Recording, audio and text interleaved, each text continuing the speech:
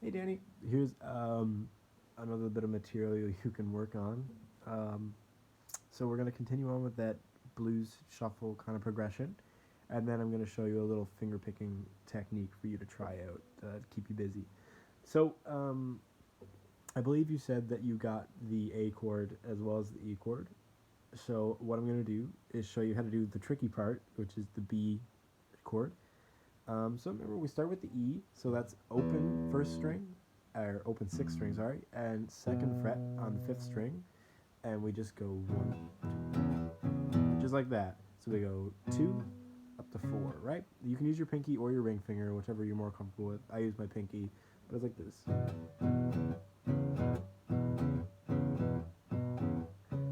then when it's time to change, you just move everything down a string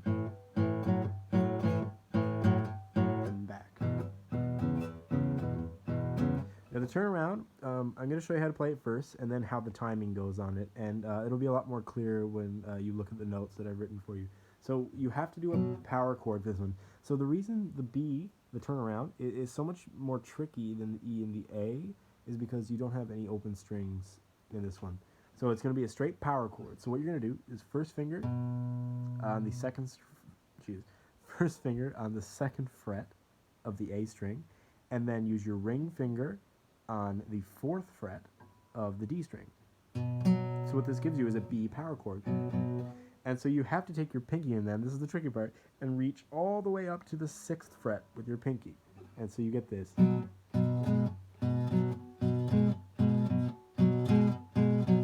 And again, that'll probably be a bit more clear with the notes that I'm going to send you.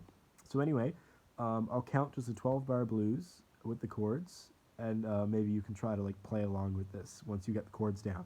So 1, 2, 3, 4, E.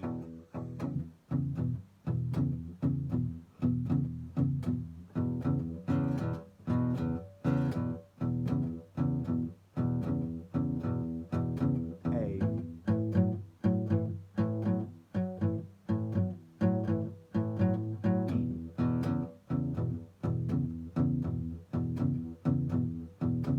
B. A. E.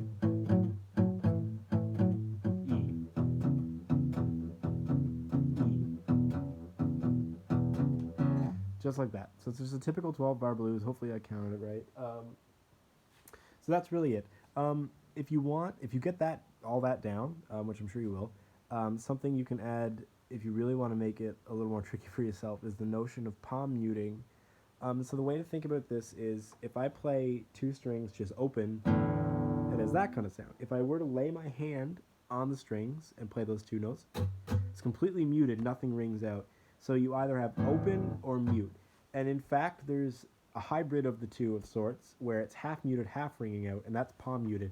So on an acoustic, you take the bridge, this little white piece here, and what you do is you take the fleshy part of your hand here, and you come down completely parallel with this white line, and you just take that fleshy part of your hand and lay it on there, and when you keep it there, and when you strum, they half ring out and then they half don't ring out. So it's half ringing, half muted.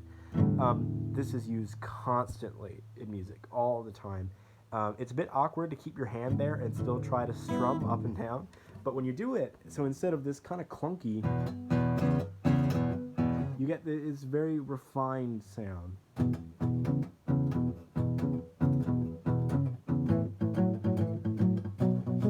Right?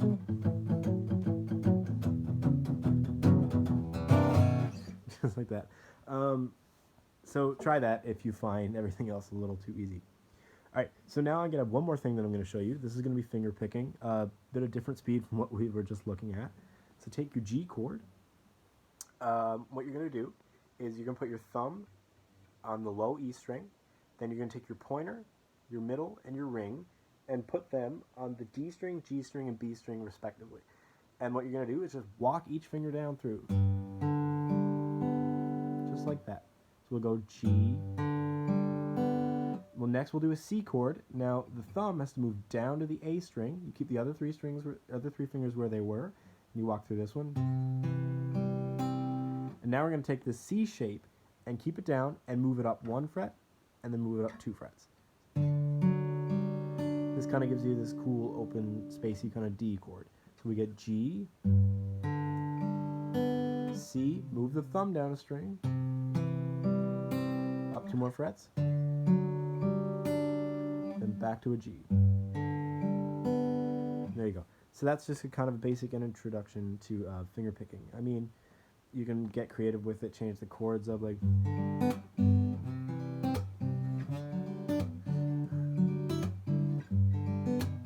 Right? You can make finger picking as complicated as you want, but just walk down through each finger, and that's going to kind of serve as a little bit of an introduction for you to this kind of playing. All right, man. So the blues shuffle, you got the E, the A, and the B. Right? And you can practice the palm muting if you get that down, and then we have the finger picking material. Right?